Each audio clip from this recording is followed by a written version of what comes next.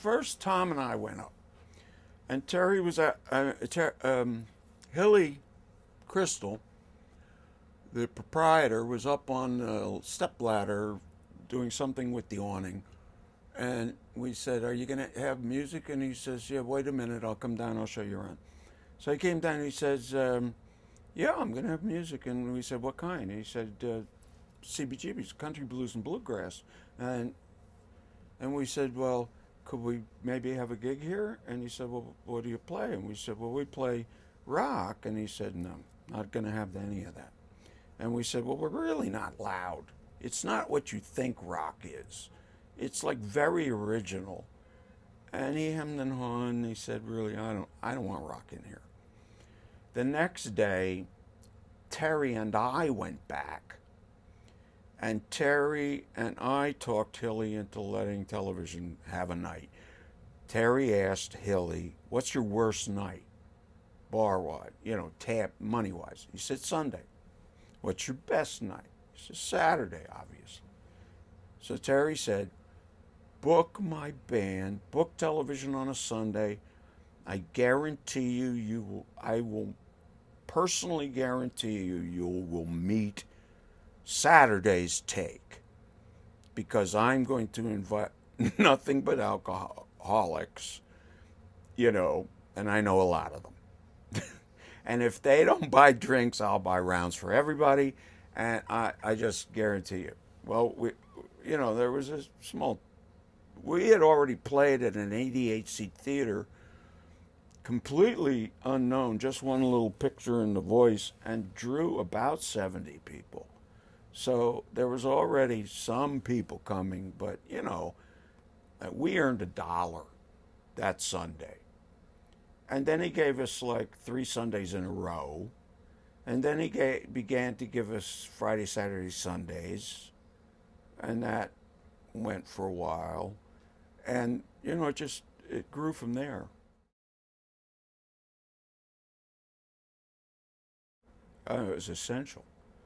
I mean, we knew we had to develop an audience. We knew we had to have have a place where we would be the house band that would be off the beaten track and just scuzzy enough that nobody else would want to come in and take over, And CBGB's was that place, because it was under a flop house or bums laying on the street in front of it. Harmless, but, urine and wine would drip down through the ceiling. The dog the guy owned would take shits on the stage. I mean, that was it. But it was a terrific sounding wooden room. I mean, it just sounded so good in there.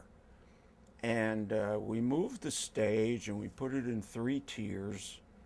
So the drums had a riser. They were on the top. Then the amps. And then the bottom would be the microphones. And that was only about this high off the ground.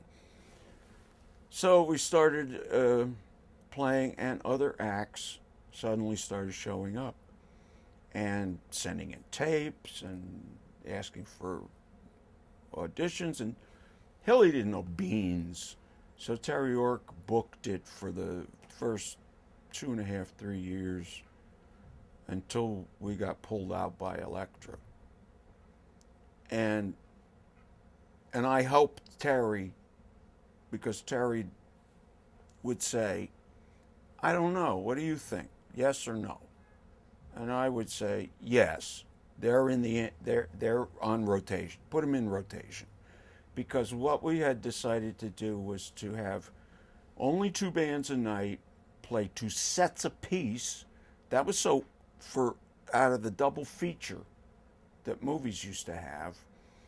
And it was designed to cross-pollinate audiences and to dilute the idea of the headliner and to keep people in the damn place, because you went there to see television, and maybe you saw Talking Heads first and then television, and then you stuck around through Talking Heads to see television at the end, or vice, or whatever.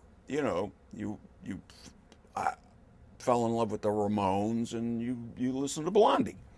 You know, I mean, that's what it was like. And we knew that's what we needed to do, you know. And it took a year and a half to get people. Couldn't get anybody from the uptown, from above 14th Street down there. But interestingly enough, the audience that did come were all. It was like the younger brother to Max's. They were all industrious young people with, at the very beginning of great careers, filmmakers, photographers, journalists.